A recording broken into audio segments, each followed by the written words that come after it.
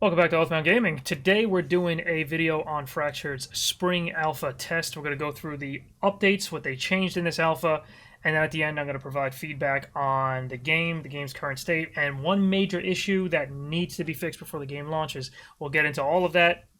If this is your first time checking out a Fractured video, this is not going to be the first one you're going to want to watch. You're going to want to watch the one I did before this. It's on this same channel. You're going to find another Fractured video. Watch that first. That goes over the general basics of the entire game. You can learn about the game, all the features it has, and then you can transition to this one, which goes over the changes. If you do like the game, we do have a guild that we are always recruiting for. It's called Oathbound. That'll be linked down below, along with that original Fractured video. So, to get started, what changes were implemented into this Spring Alpha? To start, when you start a new character, and this is account bound, so it means you can't continually make new characters to get this young status. On the right side here, there's a new player protection is currently active for your account, protecting you from hostile actions from other players. This means you can't be ganked, right? You can't have your loot stolen because this is a full loot game. And let me hide this tutorial a little bit, but over here, you'll see total playtime, 3 hours out of 40 hours on this character. That will eventually cap out at 40, or total knowledge of 80,000, whichever comes first. When you meet these conditions, your young player status automatically comes off, and that's indicated with this little bow icon over here. When that's off, obviously it's fair game. You could be attacked by other players out in the open world and lose your gear. So it is a new addition to the game, and it allows people to get their feet wet a little bit before they're attacked, right? So I'm going to go ahead and choose to remove this. You can renounce young status. Take a look at this. Do you really want to renounce your young status? The choice is permanent and will affect all of your current and future characters. So it is account-based. That's why I have a second account just to show this. So I just renounced that. That little icon is gone. So that was a new addition to the game. That's my main character right there. I'm running two accounts just so I can show you the young player status. I'm going to go ahead and log out of this one, and I'm going to switch over to this other client here. So this is an alt character here, and this is Duckfat, a guild member. Right now, he's evil. He's evil on that character, which means, he's going to gank players, right? He's there to kill players. On this character, I am good karma. You can check that in your character menu down here. You'll see your karma rank, right? So if you're above 5,000 right now, that might change in the future, you can become a bounty hunter. So you really want to become a bounty hunter for the city. You won't be able to change the alignment or join a militia. If you do so, you will lose any active contract from a different city. So I'm going to go ahead and sign up as a bounty hunter. I'm now a bounty hunter on this character. I have a little sheriff's badge here. And if I kill an evil player, I can send them to jail. They will have to pay for their actions, their crime. So let's go show that as an example. We're going to go out of the city and show you what that looks like. Duckfat was nice enough to volunteer to go to jail. Now this is an alt character, so it's not that strong, and I borrowed a sword on this character so I can beat Duckfat with it, which we're gonna... Okay, right here. So we're gonna kill him real quick, and we're gonna send him to jail, and hopefully it's not too long, and I can show you what it's like. So we're gonna go ahead and execute, and now that he's down, his corpse had no loot. He made sure to take his gear off. Very, very smart. Damn it. So I was looking forward to stealing some of that loot. But alright, we're going to go over here to the jail. And we're going to take a look at that and what that looks like. So there's Tinting. He lent me his sword. Thank you very much. We're going to the prison. So if we take a look at the prisoners here, you can actually see Duckfat's in there. And he has a 1-day, 2-hour timer. That's real life time. So he would technically not be able to actually play the game on that character for 1 day, 2 hours. But he has a bail of 2,272 gold, so you can actually pay his bail to get him out. But I don't have the gold on me, so he's going to have to sit there for 1 day and 2 hours. I'm only kidding. He's also in the ground somehow. But he should be able to bail himself out as well and get himself out of the prison based off the... It uses the gold that you have in your global wallet, which can be deposited in the bank in any city that has that researched, which we'll get into later, what the research looks like. But this bank here also has it by default, the starting bank. So if he deposited gold in there, he can bail himself out, or you can bail a guild member out. So that's it for the bounty hunter system. Let's move on to the new mobs. Let's go. One thing before we head out to the new enemies. The bounty system I wanted to show you real quick. Duck actually paid his own bounty, and I can claim half of it as the bounty hunter who sent them there. I get 1136. This is a little bit of a bug where the bounty and expires in tabs are reversed, but I'm going to go ahead and click that, take it, and 1136 gold. Let's go kill some stuff. Alright, here we are in the new area. We're just approaching it. You'll see the bone pit here. This is where the Veil of Shadows is. That's not new. You know, we've had those goblins here. But if you head further north of those goblins, there's a nice bridge that will take you off a very cool, or over a cool foggy area into this undead area here. You see the plants look beautiful. They're lively. And there's going to be a whole ton of undead. I'm going to bypass most of it. I'm going to show you guys some of the new enemies. There's 4 new ones we want to touch up on. Make sure that we see.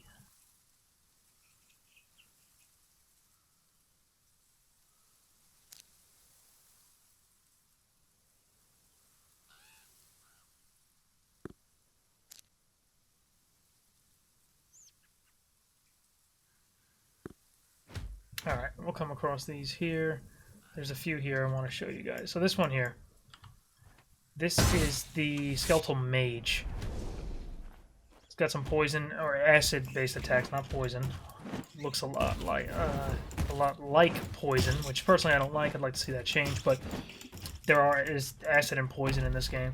And of course, in this game, you know, we kill enemies and learn their abilities. So the most impressive thing is seeing an enemy's ability that you really want. You know, it's not about really what they're using. It's about the fact that we can steal it. That's what it's all about. So we're just going to go travel through real quick, find ourselves some new enemies and new abilities. I already have all the abilities unlocked in the game, so I could show you some cool ones. Let me see if I can pull this off.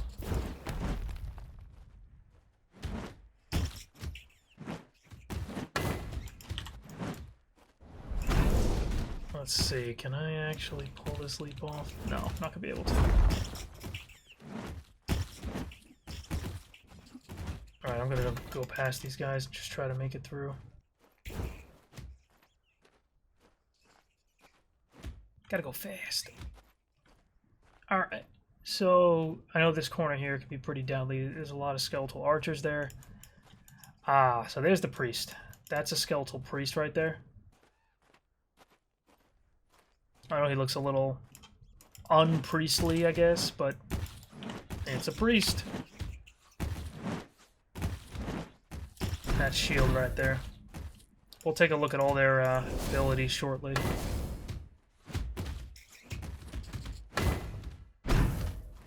Using rage, get out of those stuns and just get the heck out of there. I'm gonna make it to the center where the biggest of the new enemies, well, the biggest of any enemy in the game is.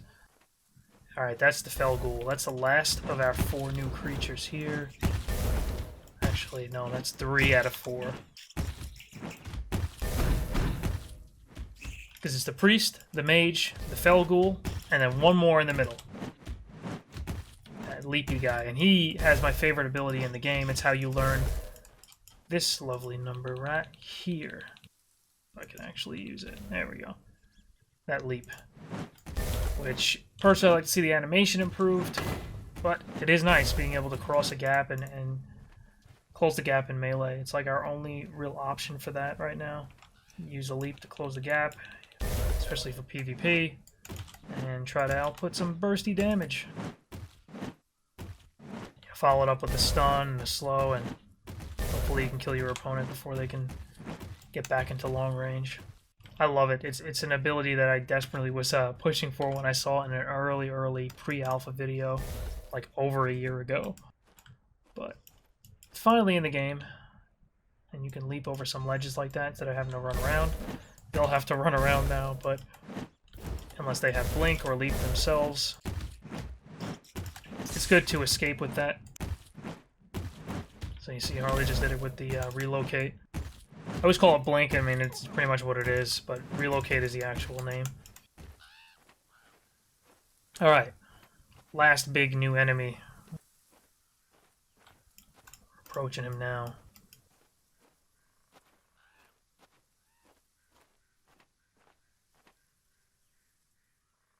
I'm gonna go in mounted. I like to run in there quickly and then turn him away because he can wipe some people out. All right, here I go.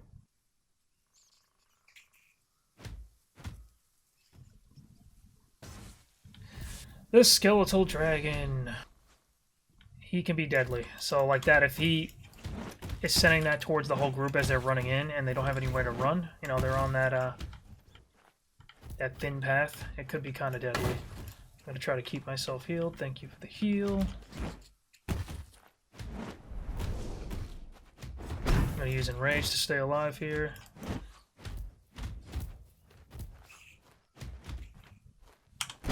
Second wind. Alright, I'm gonna run him off. So that's another one of his abilities, is Bone Wall. Trapped duck in there and he couldn't get out, unfortunately, but I jumped over it to get out because that's gonna be pure death. So our group size is a little small, so we're gonna have to try to peel off some of these enemies a little bit. And then we'll take on the dragon. But as you see, he has a lot of got a lot of backup. There is an easier way to kill him if you pull him out, and you could like kind of pull him out away from his entire crew, and then just whittle him down. But I don't want to fight him like that. It's kind of cheap, kind of cheesy, you know. He keeps resetting. You do damage, then he resets. You do damage, and he resets, and that damage is. It'll stay on. You won't regenerate all of it, but it's kind of a cheesy method to use. But if you're farming him, a lot of people use that, but we're gonna do it the right way. We're gonna show the fight. We'll clear these guys out.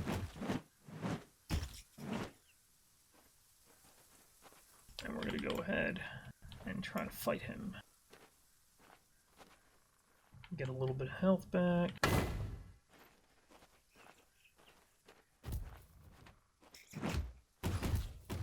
Alright, Doug, you got him pulled. He's coming towards you. Let him reset, and we will take him on here.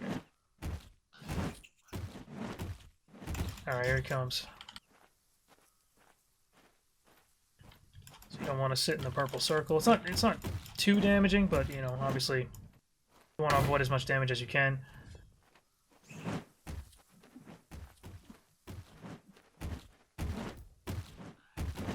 It's untending. And like I said, every ability in the game you see, you can get, so anything you see him use, it could be yours.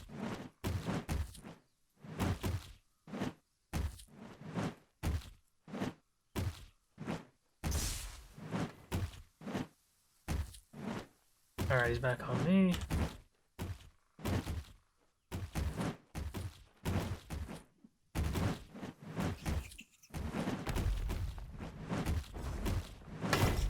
There we go. Insta-kill when he gets low on health. I was in no real danger because I had this! Second wind. Alright, well that's it. Real quick, I'll show you the abilities, the new abilities that were added to the game. So let's start with the... For some reason it's under humanoids, those are going to be moved. That's what distracted me. I'm looking under undead and they're not there. So humanoids, Felghoul... no, not... Oh yeah, Felghoul. This is bugged because I already have this unlocked, but it got bugged with a recent update. But battle jumps there, jumps you to a location. That's the leap you saw. It does strength times 20 damage, cripples enemies for 5 seconds, and the cooldown's reduced by constitution. Paralyzing touch, pretty bad right now. Hopefully it gets buffed. Based off int. It's like a melee ability based off int. And unholy strength. Tried this out. It's not great. You and every ally within 8 meters from you gain int times 0.2, so 20% of your int, as strength for charisma times 2 seconds, but lose 40% of your fire resist, and you lose 40 health per second. The health per second loss is not good. It's pretty bad. Skeletal Mage. It's got the Mage Armor and Slow, which have always been in the game, and then Acid Sphere, which you cast it, it explodes on the first enemy it hits, it does int times 6 acid damage, and adds 2 corrosion stacks, which is pretty much like a poison debuff, but it does acid damage, and it hurts bad. And then Acid Shell is the kind of like the souped up version of Acid Sphere, a bigger AoE, and it does int times 12 acid damage, and gives them 4 stacks of corrosion to all enemies within 4 meters. Extremely powerful. Really, really, really strong stuff. And then the Skeletal Priest adds the Shatter Wards, which will break enemy magical protections. Like if they have the fire immunity and stuff, you can take that off. It takes 8 times 10 pure damage and loses that protection. Boon of Tenacity removes all physical debuffs from you and yourself. From yourself and any ally within 8 meters from you, and grants int times 30 fortitude for 10 seconds. And Power Word Heal, which is like the best heal in the game. This is the like only targeted long range heal where you just mouse over a friendly unit and just boom, heal them for a fair amount. It's pretty good. And then the last, and certainly not least, is the Skeletal Dragon, which is the thing you just saw us fight. Cursed Ground, that's that purple floor you saw. 5-meter radius, int times 1.2 seconds is how long it lasts, and enemies in it take int pure damage, which means it's not reduced at all, and they become weakened, which reduces the damage they do. Bone Barrage, that's that bone wall. 90-degree angle, 8-meter cone range, dealing int times 10 piercing damage to all enemies within it, crippling and putting bleeding on them for 6 seconds if they fail an evasion throw. The bones last for 10 seconds and they are impassable. So, and that's allies too. So you can screw your team up by using that in the wrong moment. Reminds me of Ymir from Smite, the ice wall. If any of you guys ever played that, that's interesting. This one's obviously bugged. We don't know the details of it too much, so I'm not even gonna go over it. We'll have to wait for that to get fixed. And then Death's Bargain. This is the breath though, right? The conical purple breath. You'll use it and like channel it, and it's widens out as it goes further from you, and you just channel it and does pure damage. It should, but we obviously can't see the details, so we'll have to wait. Then Death's Bargain. This one's pretty crazy. If you would go unconscious or die, you instead become immortal for 20 seconds, then die as soon as the effect ends. Killing another creature before the end of your effect removes it and restores 50% of your max health. So if you get a kill after using that for 20 seconds, you're pretty much immortal. And if you get a kill, it'll give you 50% of your max health and then remove that. So you don't have to worry about dying. It's pretty nice if you're bursty and you're sure you can kill someone within 20 seconds. All right, that's the end of the new enemies, new abilities. Let's go take a look at some legends. So one of the changes they brought into play in this alpha test was the change to the legends. The legends were introduced in a previous test, but they altered them pretty heavily in this one. So previously, every 10 minutes, a legend would spawn. A random legend would spawn, and you'd get a message in the chat box saying it spawned. Now, we have to go to the legends where their altars are, like set their like red skulls on the map that you saw here, like the red... Well, not necessarily skulls, they're red icons for whatever legend is in that area. So here we come to this altar, and it'll show you the materials you need. Generally, the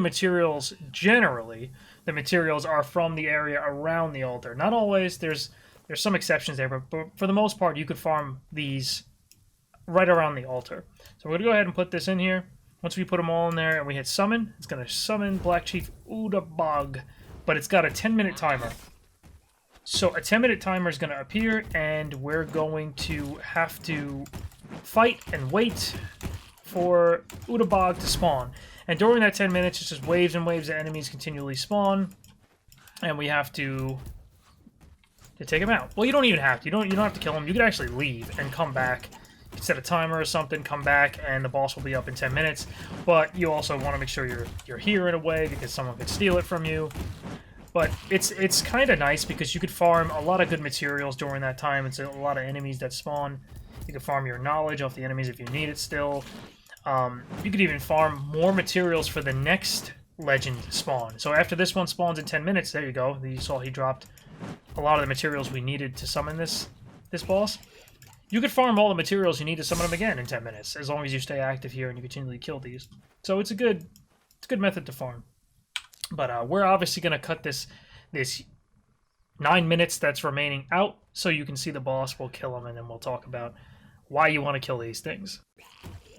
Alright, Udabog here is just about to spawn.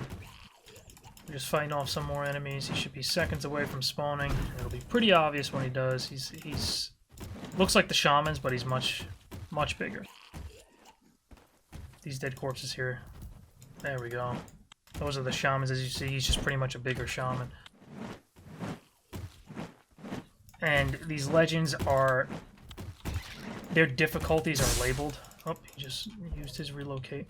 Their difficulties are labeled, so they help determine how many people to bring, you know, how hard these fights are going to be.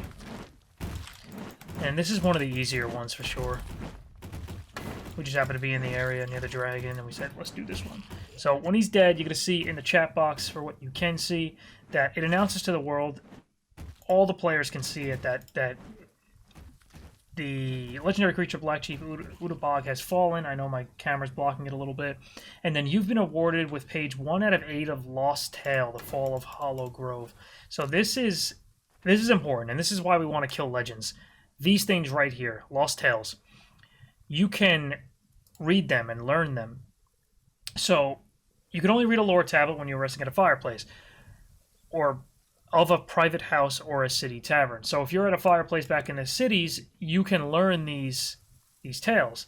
I have a ton of the tales already, so if we take a look here, you'll see all the tales I've already learned. And this is how you get additional knowledge. And knowledge is used to learn new abilities.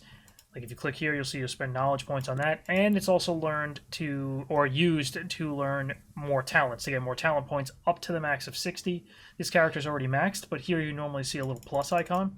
And you'd click that, and you'd spend your knowledge points to get more talent points so you can have more talent spent, which of course makes your character stronger in the end. And it's important, Lost Tales are very important, because you will run out of enemies to farm knowledge from. When you see 100% here, that means I've killed that enemy enough times to get all the knowledge from them, so I can't get any more knowledge from that enemy, and as you can see, my entire book is filled at 100%. There's nothing more for me to gain from any enemies in the world for knowledge-wise. There's no knowledge for me to gain. So I'd have to get it from Lost Tales to obtain more knowledge, to get max talents and more abilities, and all that good stuff. So you cannot get max talents unless you're out there farming legends. And of course PvP could happen. It's a great place to find people to kill and steal their stuff. And of course you could steal the Lost Tales as well if they've been out here farming and you happen to catch them on the way back or something. You could steal them and then, you know, learn them yourself and get a lot more knowledge. Alright, that's it for legends. Let's move on. So one of the changes brought to Fractured in this test was the ability to steal carts. So here we have a cart on the road. I'm going to go over here and you can say, hey, cart thief, do you really wish to steal this cart? You'll incur a karma loss if you do so. So I'll get cart theft, karma loss. So I'll choose to steal it, and then I can take it.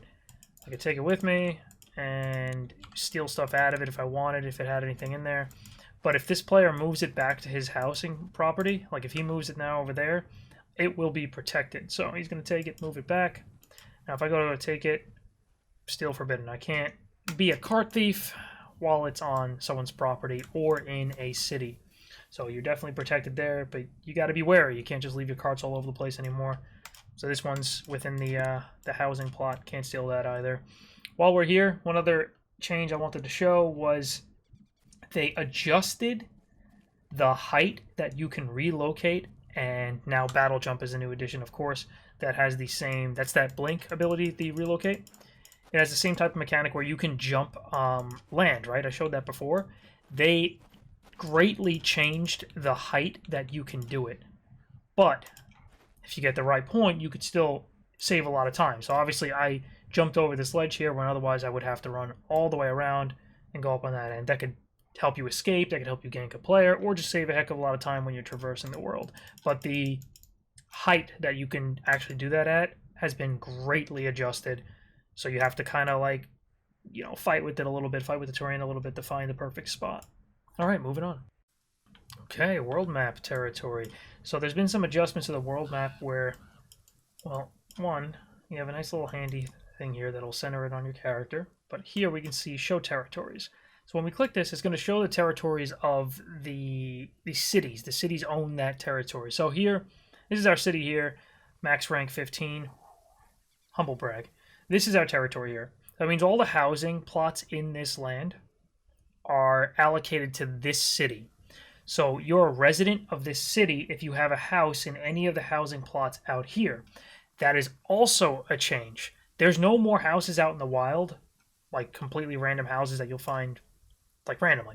The housing plots are actually marked on the map, not by a symbol, but you can tell where the housing plots are by looking at the tan roads. When you see these type of roads like kind of entwined with each other, this is the housing plots. The housing nodes are there. There's going to be some here. All of this is going to be housing, but they're all allocated to cities. So this section here would be allocated, these houses here, this house here will be allocated to the city here. And residents are important because you need them to rank up the city. We'll get to that a little bit more shortly after I show you here. Nations. So this is the nations tag here. Oh, this really bad guild over here, they lost their city. They suck. This used to be a nation, but they lost their additional city. So you see all the nations on the map are marked in red, and that means like more than one city's part of that. And you can band together and start trying to like take over the map, conquest style, right? While I'm at the tavern here, I'm going to show you one other thing. I'm not going to actually do it, but here in the attribute window, you'll now see the ability to respec your attributes. You can actually change your attributes now. Attributes are the single most important thing about your character. When you're creating your character, you're going to have to pick attributes, and it's kind of the worst point in your time in Fractured to be making such an important decision, because you're doing it at the character creation screen. You might not have you never played Fractured. You have no idea what you're doing. So you can like demolish your character at the character screen, but now they have the respec option. So they're just bringing this in this test, and it's beautiful. It's great. I love it. And there is a 1 week cooldown when you use it, which that's temporary. They said they're thinking about it. There's going to be adjustments to that system as well, but for now, it's 1 week, and it's in the game, and I love it. One other thing I absolutely love, which I was asking for a long time, the ability to respec your keybinds. They're here. That is amazing, and I know it sounds like something basic that should be here from day one, but it wasn't here for a while, and it sucked. I had to change my push-to-talk key every time I was playing Fractured, and a whole ton of workarounds to try to, like, use your mouse program to macro a key to use it. It was a nightmare. But now we have normal keybinds, so that's good too. So, the houses thing, yeah, there's no more out in the wild, and they count as residents for the city if it's in that city's territory. So let's take a look here. What do residents do? Here you'll see the amount of houses allocated to the city here. This is towards the end of the alpha, so there's not that many people left in the game. And then citizens are how many people join this the city. They came here. They came to this table here to apply to join, and they're citizens. The citizens nearly mean nothing. The residents are most important, and they're the most important because they are required to upgrade the city. There's a certain amount of residents you have to get to each city rank. We are the max rank. We were the world's first city to meet the max rank of 15. Again, humble brag, sorry. The amount of residents you have will determine how high of a rank you can get. Among other things, too, you need gold to rank up, and then, of course, you need to be making or meeting the upkeep cost of the city, which has been greatly tuned down for the last 2 weeks of the alpha for city sieges. So there's that. Now, lastly, about the city. This is brand new, this tech tree. This is pretty cool. So when you rank your city up, you get research points, and you spend the research points in the city's tech tree, and that will unlock new things or upgrade things you already have in your city that you otherwise wouldn't have unless you actually rank your city up. So when you first start, you're going to have very basic stuff. You're not going to have everything, and you'll have to upgrade your city, rank up the city to spend research points to unlock blacksmithing so you can make good weapons, and then you're going to get advanced smelting so you can use higher alloys to make better weapons, better armor. Then you can unlock plate armor, you can unlock advanced weaponry so you can get your greatsword, and eventually there's going to be jewelry, which hasn't been added yet. We're going to take a look at all these. You guys probably want to see it, right? Coin minting, that's not in the game yet. From coins to cocktails, the mint is a pillar of modern civilization. Interesting. Unlocking this research can be extremely profitable if the city gets a steady supply of gold or rum. Marketplace, that's your auction house from other MMOs. People come here, they bring goods to trade at your marketplace. And then linked marketplace will probably link it with other marketplaces in your nation. We don't know yet. Not implemented. Carpentry, very important if you want to make bows, good stuff like that, and better staves and stuff will take the wood. And then siege weapons, which we're going to use for sieges. Masonry, not in the game yet. Architecture, it allows you to build houses larger than 3x3, so you can have a big house on your plot if you're into that. Palisades, that's the wall you see around the city to protect during sieges. And then fortified walls, which obviously would be a lot harder to break down during a siege. Prison, where I showed that earlier in the video, where you can capture people, put them in a prison. Well, you can have your own prison in the city if you want to do that. I just see a potential problem where people are just in local chat in your prison kind of cursing you off all day because they're imprisoned in your own city. It would kind of be comical in a way, but we haven't researched it because it's kind of useless. The bank, that's great. It's extra storage for people. And then global wallet, we talked about that a little bit earlier, again, about the prison and the bounty and having to pay your fine and stuff. Global wallet, you can deposit gold and then pull it out at other places that have global wallets. Religion, not in the game. Witchcraft, that's needed for your enchants and stuff like that. You need to get witchcraft that allows you to do the the staves and all that good stuff, and then transfer over to enchanting. That's what it does. So you gotta upgrade. And then here, magic apparel. No one knows what that does. Not in the game yet. Tailoring, obviously your lighter armor. Leatherworking, more of your medium stuff. Herbalism's not in the game yet, and medicine's not. Farming, extra farms within the city borders. This is nice. We've had this research before, but it bugged out with the recent update. So, alpha, right? Manufacturing. Some technologies are specific, others far-reaching. Here's one of the latter. The research allows everyone in the territory to use Tier 2 materials and enjoy a plus 15 quality bonus on all types of crafting. I'm going to touch on that in a second. Craftsmanship, Tier 3 materials, and then Tier 4 materials, 20 quality bonus. So, quality bonus, what the heck is that?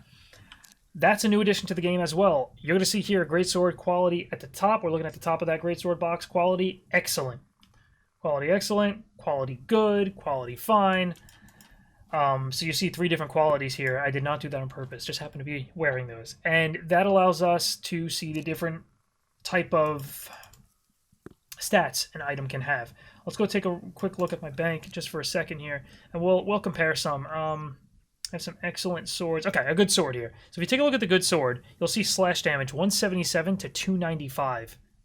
The excellent sword, 186 to 309. So 177, 186, 295, 309. So there's a quality chance that when you craft, you get a quality of your gear, and that's not just weaponry, that's armors as well. Armor is excellent, good. You'll see the difference between slash armor, 495 on the excellent, 473 on the good. So you might be crafting the same piece a bunch of times to try to get an excellent version of it, but I like it. Nice addition to the game. Added a little bit of RNG to crafting and a reason to continue to craft.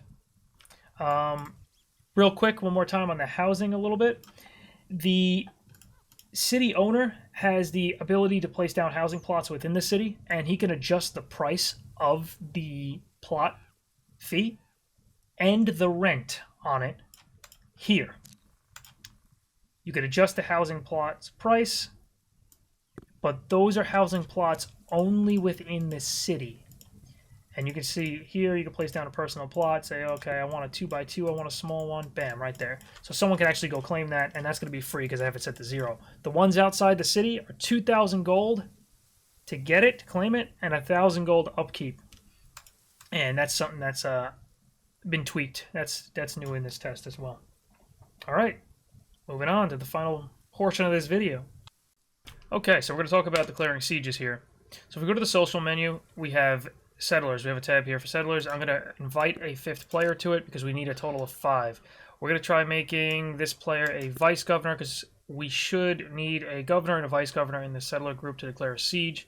And we're going to go to militia tab here. Nope, not militia. We're going to go to guild and click politics. There we go. And this map here shows all of the claimed cities on the map. The gray ones are obviously the unclaimed ones. We're going to pick a city for a guild that's really bad and they don't know how to shut their mouths. So we're going to declare a siege against them. And there we go. So now you see available times to declare a siege. So you're ready to declare a siege against this city. which will be conquered if you manage to destroy the siege banner in the front of the town hall. So for this test, you can't actually steal a city just for the sake of the test, but you will be able to in the actual future tests and in the real game. The siege will take place in 2 days at the time selected below and will last for 1 hour. We recommend you place a siege tent and banners in the siege area right away. Declaring the siege will withdraw 2,400 gold from your inventory. So I have that gold available. Now we need to select a time. This time is based off the time that they selected as a guild. And right now there's only 4 hour, is a 4 hour range for US time, which is between 6 and 10 Eastern. And then some European, like UEST or something like that. Forgive me, I don't know the time zone. But that's another 4 hour range, but it's more in the prime time of Europe players. More on this at the end of the video. We got to talk about this time zone selection stuff. We're going to go ahead and pick 9 to 10 p.m. A 1 hour siege Eastern, and we'll declare siege against them. So now, siege declared. You launch a siege against that really bad guild that will start in 73 hours and 44 minutes. So there's supposed to be a 24-hour timer on here for the sake of the test, but it's not working right now. So I guess we'll see what happens with that. But we're going to go ahead and take a look at the sieges and see how this plays out. Okay, so here I am at that city for the guild that doesn't even have walls up because they completely abandoned their guild and didn't play. So this is a rank 2 city, and it's considered a hamlet because they allowed it to downgrade because, again, they're bad. The hamlet cities can be sieged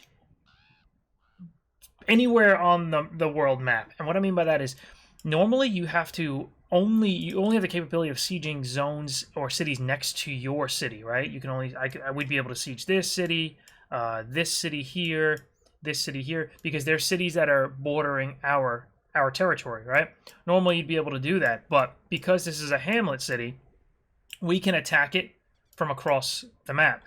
So now that we're here, we already declared a siege. So if we go to the crafting menu and go to siege, you'll see siege tent. We can place a siege tent, and we'll pick an area. I can rotate it.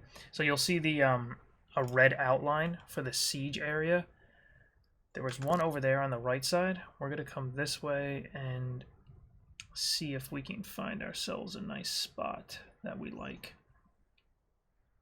So we can come over here. So it should be just outside the city.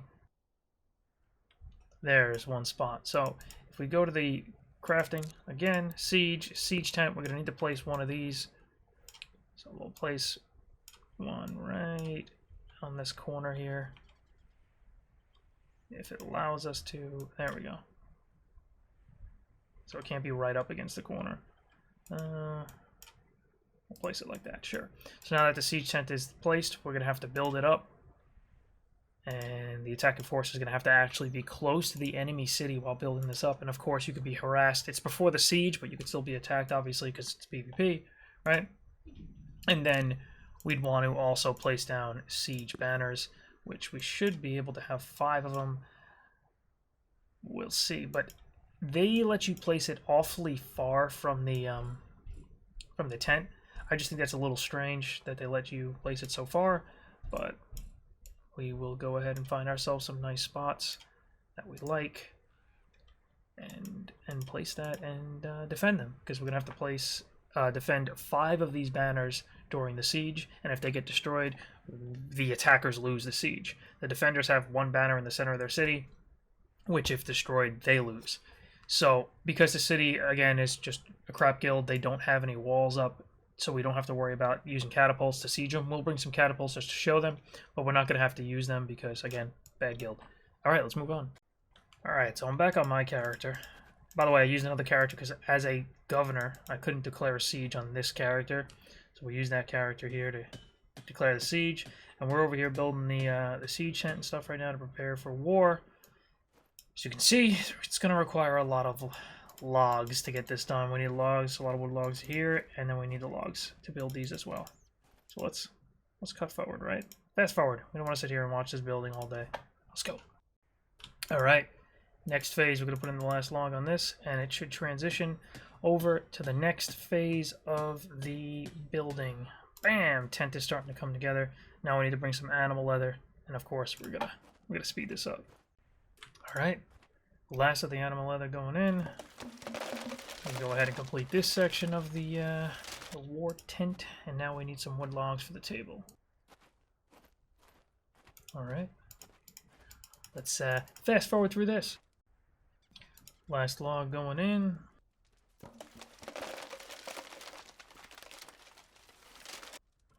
Done. The tent has been completed. Now we need to build these. Alright, putting the last log in to here, which just popped up when we completed that table there. And now we have our chest that we gotta build so we can put our supplies in for the siege. We're just finishing the final log into the chest. And after a short channel, we are done! Tent done. The ground changed and everything. Now if I come to this table, there we go. The upcoming siege. We can apply as attacker, and now we can join. And there's something that hasn't been translated yet there, but cool, right? Attacking guild. The date. And now we gotta get these banners up so we can actually survive the siege. Okay, so with the siege tent completed and guild members signed up for the siege, we are preparing a catapult. So we have a catapult here, and we're going to go ahead and set this up. So we've crafted this over in our city and bring it all the way over. So if I dismount and click this, I should be able to set up the catapult just like that, and we can rotate it, and you can pack it back up. You could take a look at the trajectory of it, and you can see exactly where it's going to hit. And if you're sieging a good guild, a guild that's actually active in the game and is not, you know, talking mad crap for months on end but has nothing to show for it, then maybe that guild, the good guild, will actually have walls up, and then we have use for this catapult, and we can use this catapult to take down their walls. But as it stands, since we're sieging a guild that just knows how to talk crap and not actually play the game, we can just walk into their city and slap the crap out of their siege banner and destroy it. So that's how that works. But obviously, this tan road here, this is where the walls would be. So this catapult, we would want to have it further back. You know, we want to have it back. Let's go above the siege tent here. We want to have it back, and we want that trajectory line of the boulders to intersect with that wall, obviously, right? So we can get in that city and destroy it. So if I put it here and unpack, let's see if that's a good range, good trajectory. Might need to go back a little bit more. That should hit. That should hit the wall. The wall should be tall enough to take a hit from that catapult, and we should inflict some damage. Obviously, the defending team's going to want to come out here and try to stop us, right? We need to have stone in here so we can fire it off at the walls. So you have to actually bring ammunition as well, so you could fire that trebuchet. It's funny, they're calling them trebuchets here when we look at the inventory here, but when you're crafting them, they're catapults. Just notice that a little bit. I guess it's a little bug. All right, well that's it for this siege preparation. Let's move on. All right, so here we are at the start of the first siege to ever happen in Fractured. First siege in Fractured history. You'll see here we have 2 minutes and 17 seconds left till the siege starts. Here's our chest with our items in it, which we kind of threw crap in there. Obviously supposed to be equipment and gear and all that stuff, just in case you die during the siege, you can re-equip.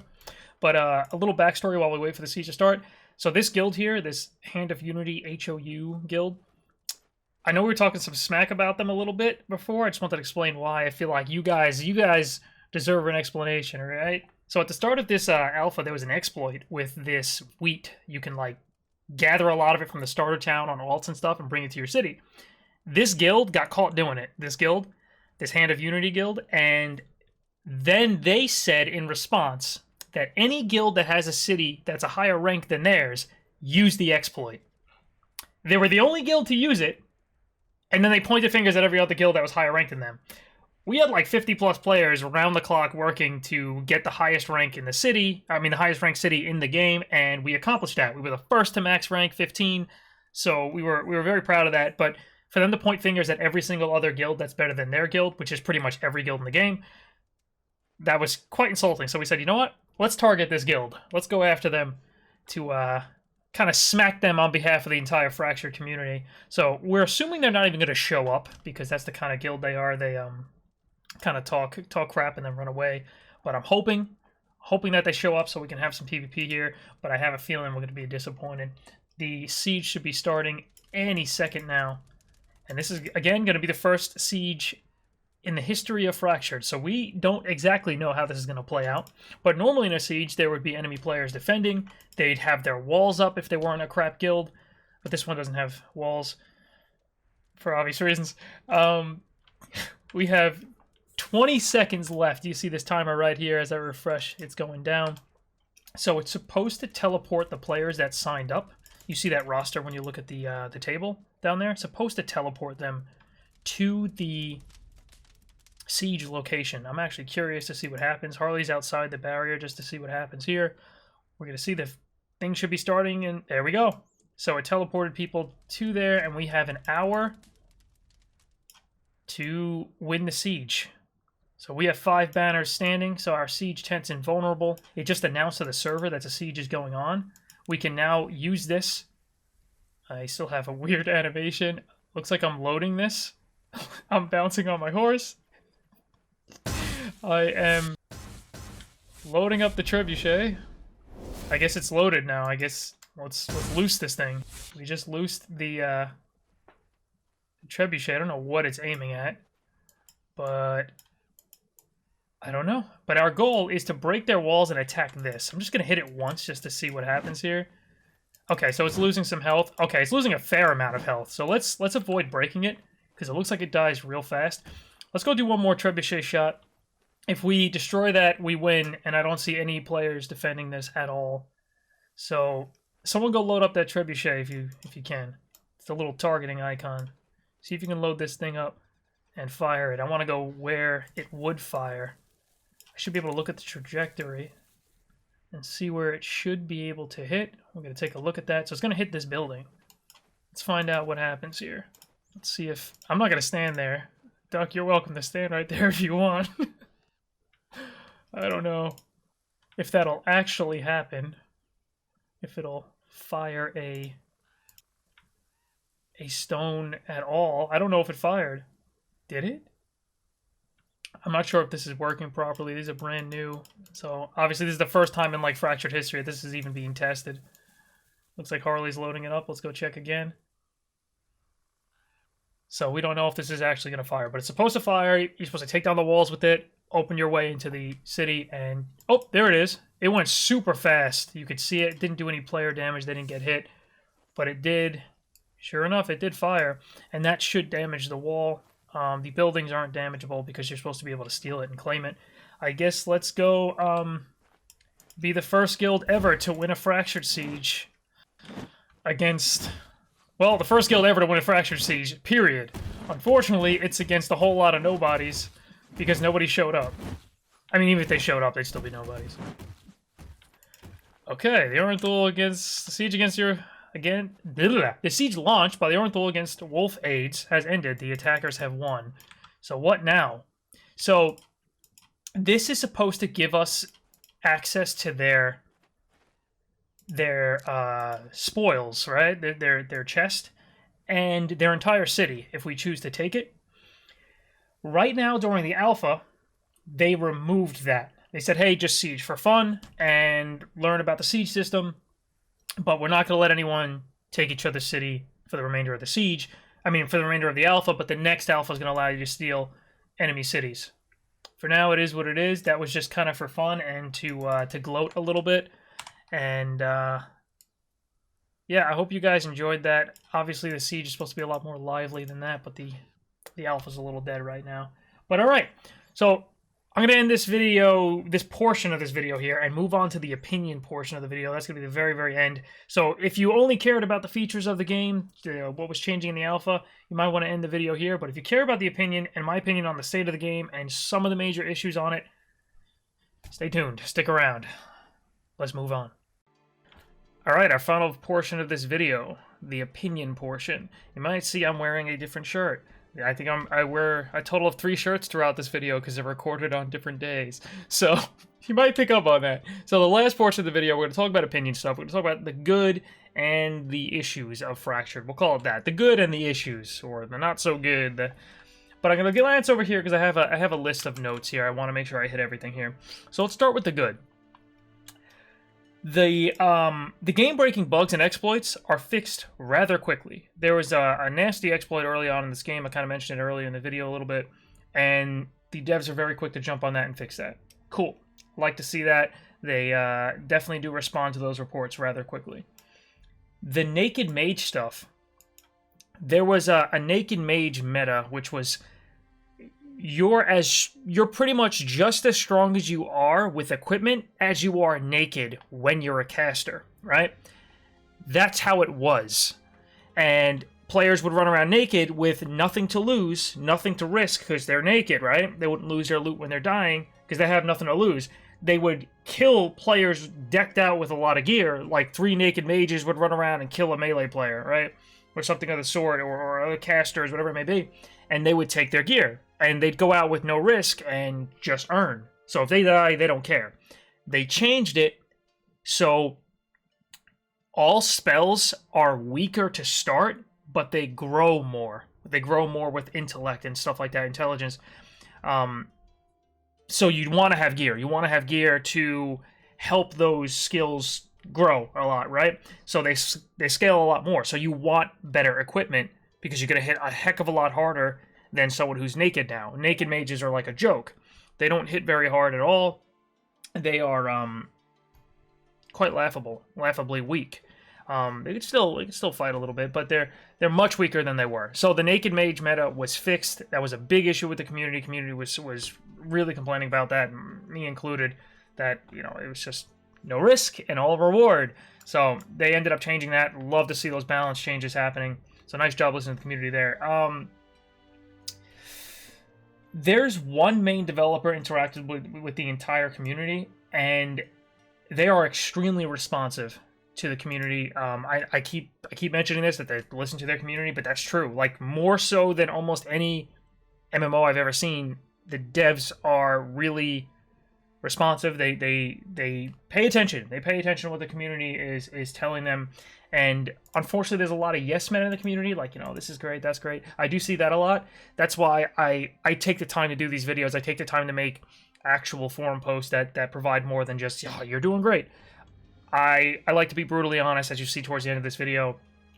I will definitely be brutally honest, and I hope the development team behind Fracture takes it to heart and less than like a jab at them. It's not, I promise you. I do believe in Fractured, and I want to provide good feedback, and that's why I'm bothering to do this, because the dev team is great on those grounds. They do listen to your feedback. So if you ever want to be part of a community and you feel like your voice will be heard, like your time spent testing and providing feedback, hours and hours in the game, and an hour making your forum posts, replying to responses and stuff in your thread, this is the game to do that in. I promise you they will listen. So nice job on that, Fractured's dev team. Dynamite. That's the studio behind the game, by the way. I'm not just saying dynamite. I promise. It's not a random word. Each alpha test so far does include new content. That is good to keep people interested in the game. I'm going to touch on that again towards the end of this when we get towards the issues portion. They are definitely making progress with the game. They have made great changes to systems that originally, when they implemented them, they didn't really work too well, which was the city system. Although the city system still needs major changes, in my opinion. It should be the focus on the future of the game. Changes, future tests should be the city system. They have made great strides in the system already, so it looks great. The graphics have been overhauled. There's massive boost to the way the game first looked. If you take a look at earlier videos, even my earlier videos on another channel I have. If you take a look at those videos and you compare them to the graphics you see now, they are very different. Specifically the grass, the foliage type of stuff, it is very different. So nice job with that. It's good to see the game improve. Okay, last thing about the good thing. They announced that they were able to secure more funding. That's awesome. The dev team has expanded, and we should see more progress, quicker progress. And not that it's been slow. It hasn't been slow. It's going at a pace that I see as reasonable, but it still will take time for this game to release. It will take... If anyone's hoping for a release this year, you are going to be disappointed. That's not happening. Next year release, if they're going to release next year, the rate needs to almost triple, and they need to adjust the content, what they plan to deliver for launch, or launch before they have their entire final world created. I'll talk about that a little bit. So the issues. The major issue I have with these tests is the testing format.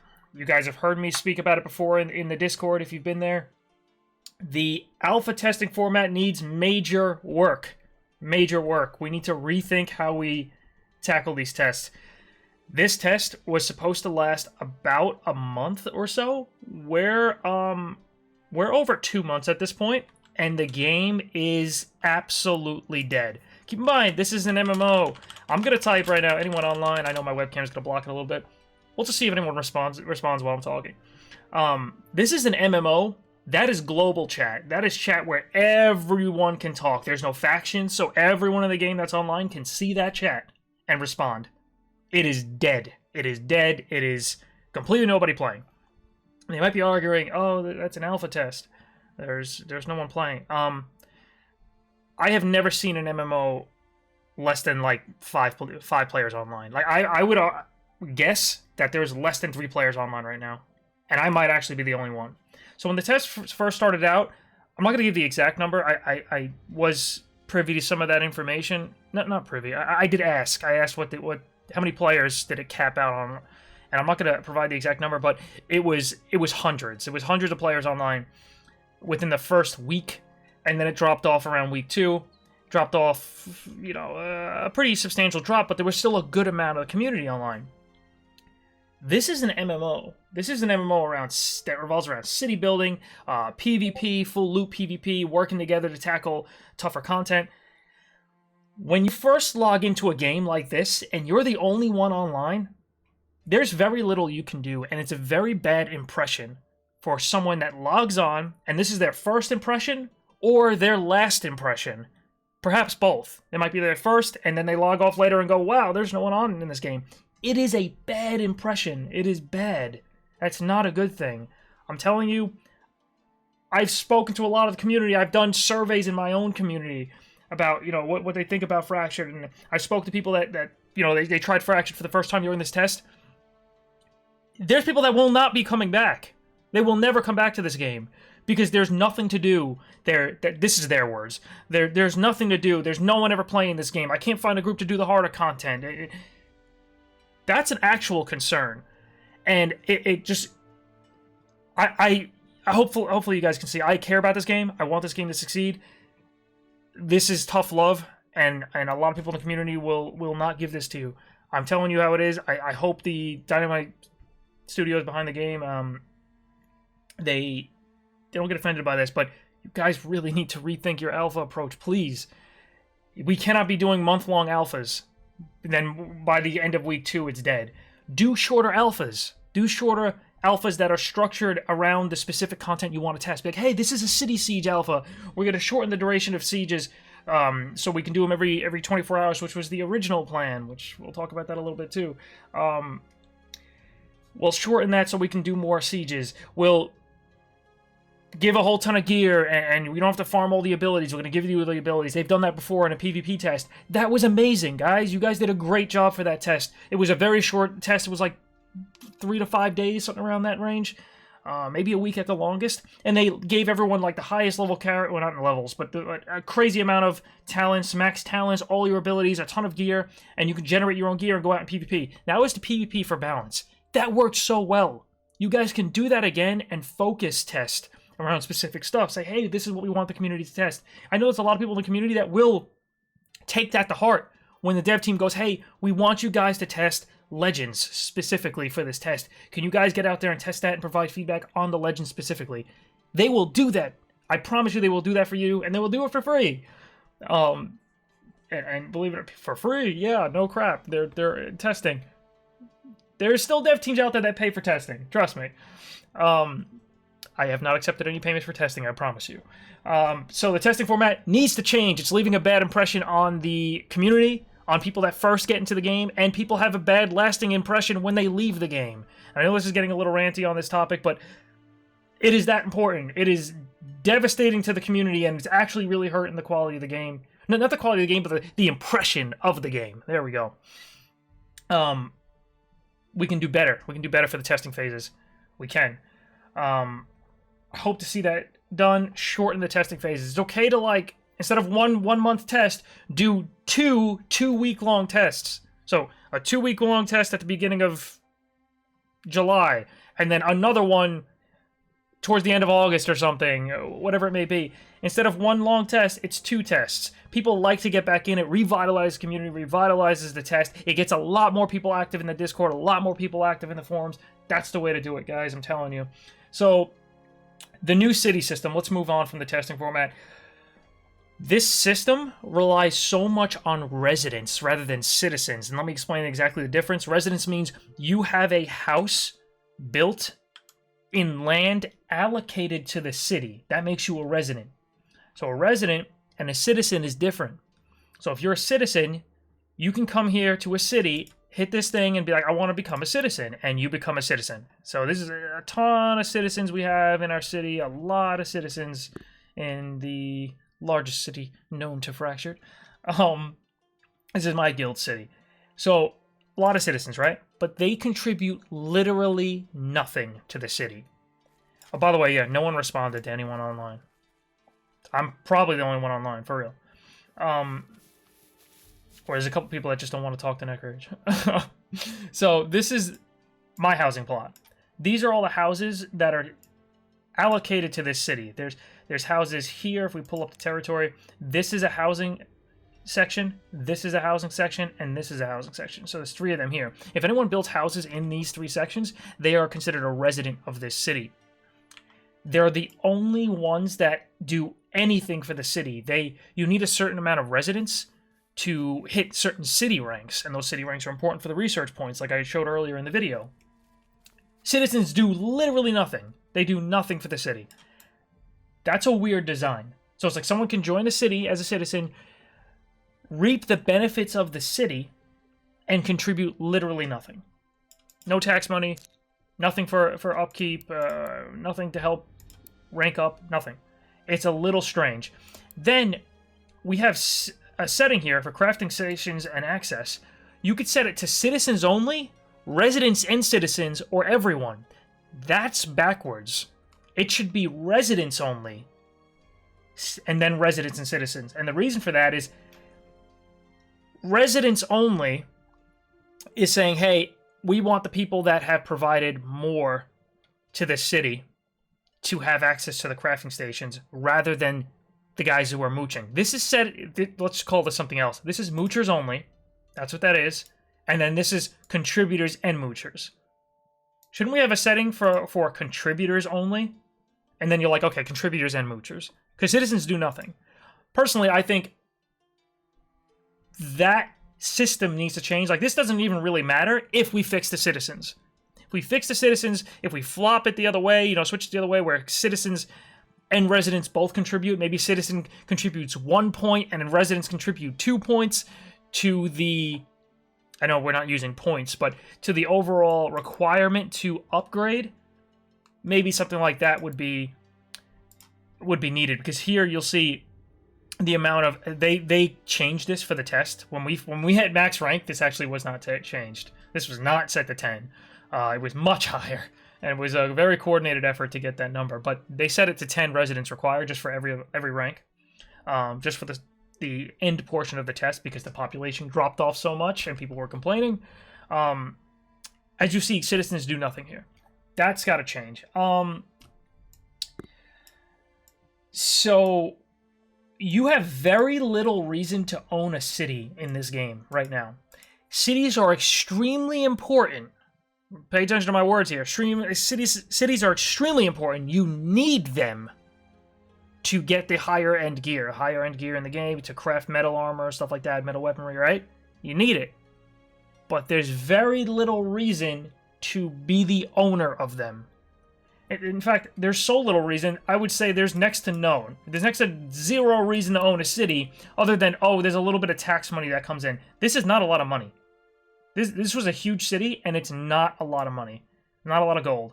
And there's a lot of gold coming in from taxes and stuff. This is next to nothing. I could farm this in a day. Easy. And this is like a month worth of taxes coming in. So there's very little reason to be the owner, but cities are very important. But owning the city is more of a detriment than a benefit. It's more of troubling. It's much more troublesome to own it than to just mooch off another city, which you can do. You can go over there and be a citizen somewhere, and you'll have access to all of their stuff. And that's a problem, because as you saw, there's no way to block people off. You can go, oh, okay, I can give it to everyone, residents and citizens, or citizens only. So you can go become a citizen of another city, and you still have to be approved. They still have to prove you to be a citizen, and you might say, well, they'll just decline you. No, they won't. Almost every city is going to accept you. And you can mooch off their stuff. You can mooch off all of their work, take all of their, not steal from them, but you can use all of their crafting stations and stuff. But people do steal. People do take from the city chests and stuff, you know, if they're set to citizens, people steal stuff. So you got to be careful. People will take from these chests depending on what permission they're set to. And, well, these chests, they don't even have permissions. Everyone can take from these city ones, but your housing ones have permissions. So you got to be careful with that. And there's a lot of work that goes into the city. The city building time is a lot of work where everyone's coordinated, getting all the materials needed for it. There's a lot of work with the defense of it. You have to defend the city, and we'll get to that a little bit more, because that's a major red flag. I promise you, that's the last point I'm going to make about city defense. So owning cities are more of a detriment than a benefit. You can just use other people's cities. So there's no guild gains. There's no personal gain at all. Even the city owner gains next to nothing, except for that tax coming in, which again is garbage. You end up with a lot more responsibility, accepting people or expelling people that might be stealing and stuff. It's so much more to deal with for no benefit. And then you got to defend the city. So, like I said, you're better off being a resident of another city. You could just be a resident and build your house here and have your own stuff on your house, and you know, make your own ingots and stuff here. That's what these are. You could smelt your own stuff, make your own ingots, and do your own stuff without having to actually go out of your way to defend it and build it. Next topic. The guilds mean next to nothing. There's no guild leveling. There's no guild progression. There's no anything allocated to guilds. Even the cities are not allocated to guilds, which is extremely strange, because they have like almost like a contradicting system where the guild is not set to the city. The city is not owned by the guild. You can treat it as if it's owned by the guild. That's why we even named it after our guild, the Orenthal, because we treat it like this is our guild city. We do accept some people that don't want to be part of the guild, but they want to be part of the city. We do accept some of them, right? In the future, we may not. We'll see. But the city is not allocated to the guild. We can disband this guild, and I'll still own the city. You know, like, I could still be the city owner. And it's very strange, because once you start a claim on another city, they like tied in the siege system with the city ranks. The city ranks. So is it governor is the highest rank, and then there's like a whatever. They tied it in like that, so you can go claim it, And you can have multiple cities in a single guild, which is kind of cool in a way. You know, you can conquest mode type of stuff. You want to try to go take over other things. But there's nothing like tying it to the actual guild, saying they own this. So it's kind of strange that they have that. It's almost like the guild system is useless. You know, and I just wanted to come here to make sure I use the right terminology. Oops. When it comes to ranks. There's governor and vice governor. They have to be a vice governor to lead the settlers to go attack a city, to siege a city. So, I don't know. Just a little weird. Just a little strange. I think there could be something that allocates to the guild itself, being like, hey, this guild owns this city, so they get a guild point. That's like, oh, 10% more experience or knowledge gain. There's no experience in the game. 10% more knowledge gain for the guild because you own one of these cities and you spent your guild point there. Or oh, you do 10% more damage. Your whole guild just gathers this much more blah, whatever it is.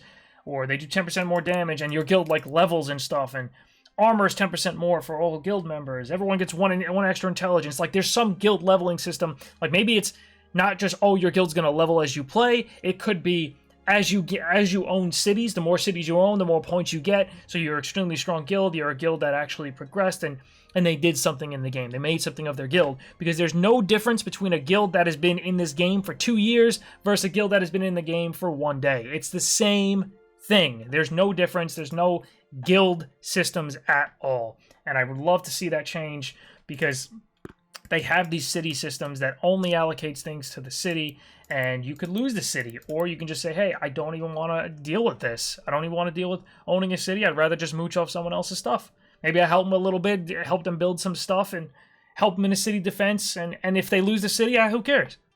You still have your house. You can still mooch off their city and stuff.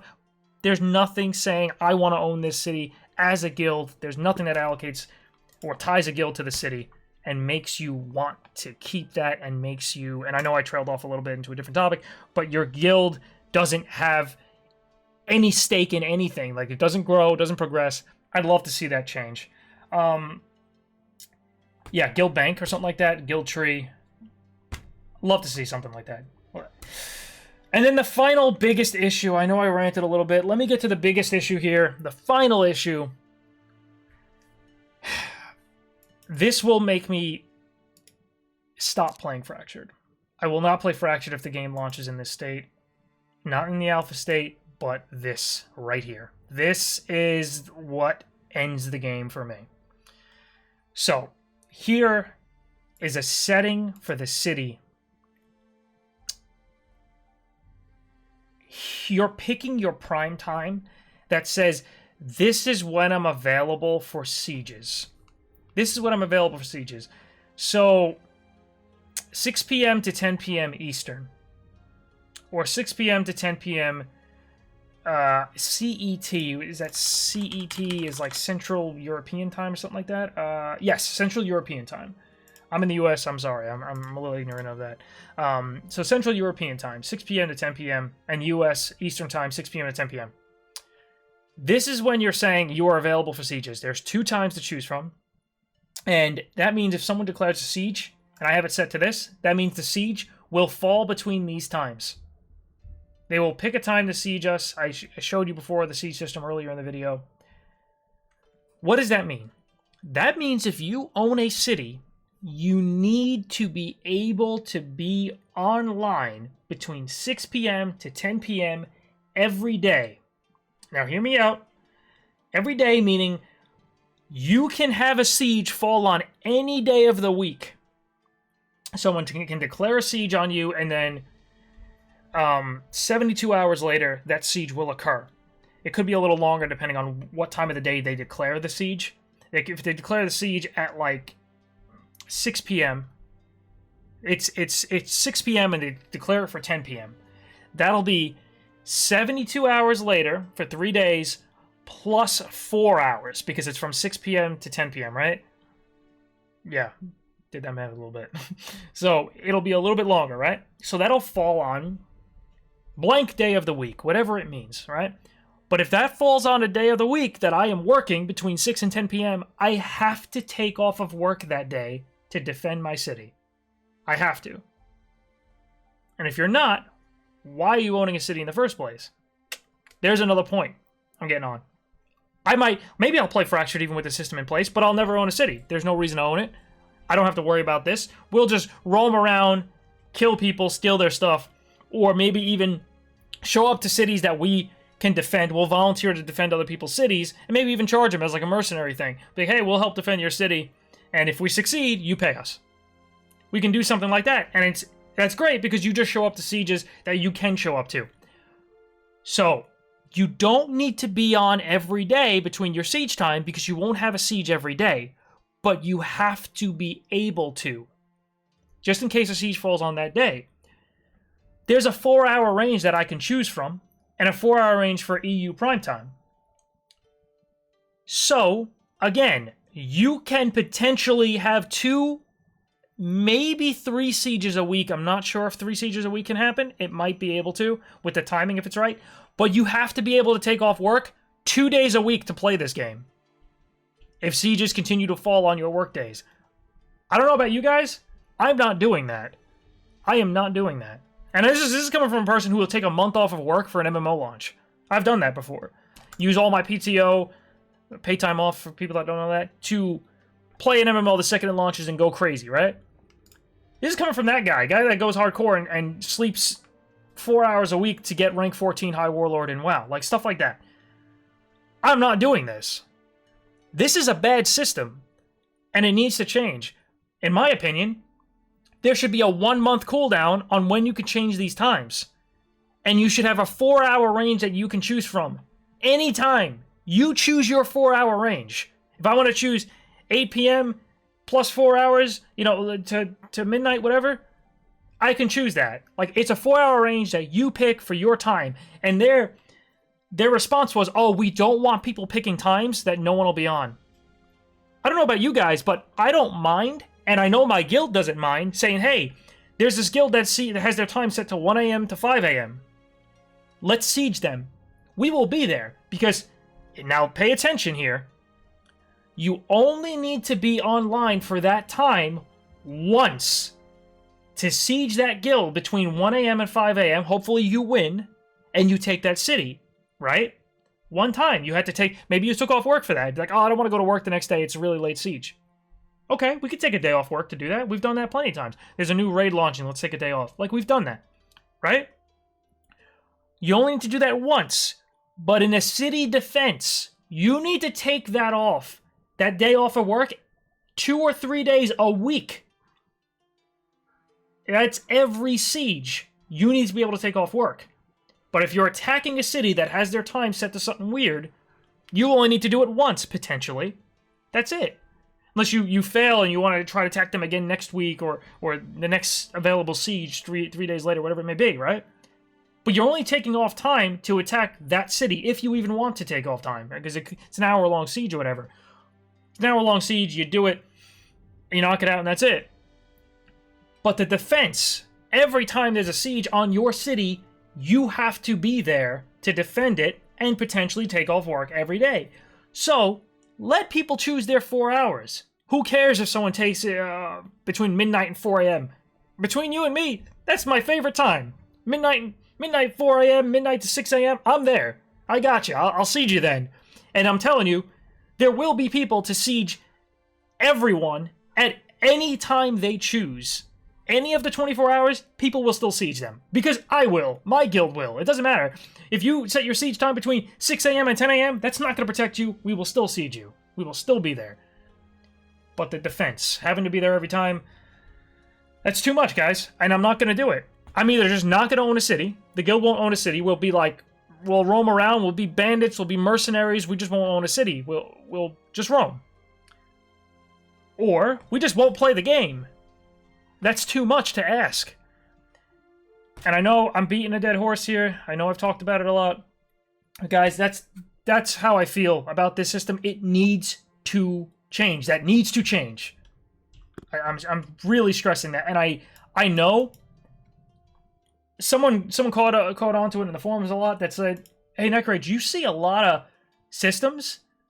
I don't remember who said it, but you see a lot of the systems and know how to exploit them and how they can be exploited, how they can be used for your benefit.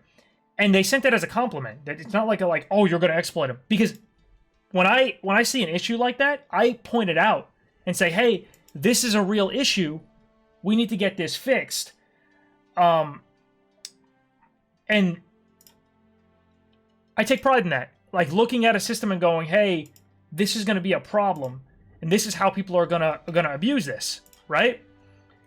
And I'll call it out and let them know, like, people are gonna exploit this for their own benefit using this. And someone took note. They're like, wow, you're really good at seeing the potential issues in systems. Please, please, please hear me out. This system needs work. This is a real problem for the game. This is a problem. I don't mean to insult the system or insult you or insult your game, but this will kill the game for any hardcore players, any competitive players that want to be there to defend their city. This will kill the game for them. Please change it. I'm sure I'm going to kick myself for missing something that I want to talk about, but... Oh, one last thing before we go. Sorry, guys, I know this is a long video. One last thing. This game is designed to have 9 continents in total with 3 planets. I highly suggest looking into the game more because I'm not going to talk about the entire thing. But this is 1 continent on 1 planet. This is supposed to be 9 of these, plus an additional asteroid system, which I'm not going to get into. 9 of these. This is one continent. That is a massive, massive world. That is a massive design and big plans for this game. And it may be like, wow, that's impressive. It is. And that's how I originally felt was, wow, that's really cool. Have you guys ever seen games that take so long to develop and so long to release that they fall off the planet? And I don't mean that they're never finished. I mean, like, they might be finished, but they get to the point where... That's a lot of cards. Whoa! They get to the point where they finally get finished, and no one cares. The dev team takes so long to finish the game that nobody actually cares by the time it's finished. This game is not releasing until 2023. Unless they decide they want to finish it early and say, hey, we're going to release with 3 continents. I believe that they need to greatly change what they plan to do for the final version of this game. This game definitely needs a re-envisioning, a reimagining of their final product. It's okay if they shrink it down and go, hey guys, we're going to launch with 3 continents, 1 continent per planet, and then we'll talk about expanding that in the future. But we're going to launch with that, with all the systems in place, and we're going to have multiple servers. Rather than this one global server idea, it's okay to be like, hey, we're going to release 1/3 of the world space. We'll bring in that asteroid system, which I suggest you guys look into that, which is like a revolving landmass that comes into range, and you can go onto that asteroid and you fight there, and then it goes away and it comes back and it's different, blah, blah, blah. But it's okay to do that and release like that. So we actually have a game in 2022 or even with the 3 planets, 3 planets, 3 continents, that still might be a 2023 release. 9 continents? Guys, by the time the game releases, it'll be off of everyone's radar. And I don't mean to say this in an insulting way, but strike while the iron's hot, I think is a good saying to use here. This game can gain popularity and it can release in 2022, 2023 and be able to do it. It's okay to release on a smaller scale and do, hey, there's going to be 3 servers for the US, 3 servers for the EU, and wherever else you want to do, 1 server here, 1 server there. That's okay to do. We don't need 1 mass global server. Because in order to support 1 mass global server, the world needs to be huge, right? It needs to be 6, 9 continents. It needs to be massive. We can do multiple servers. We can do a smaller world because it cuts the dev time in like half. And I know that math doesn't make sense when you think about it. 9 continents down to 3 is half of the dev time. It kind of is. It is. The dev team might disagree with me. They would know much better than me, obviously, with how much time they're allocating to creating these land masses. But obviously they still have the systems in place and stuff, because the entire dev, if the entire dev project was only continents, then obviously that's a 66%, removing 66% of it. You know what I'm talking about, right? The continents.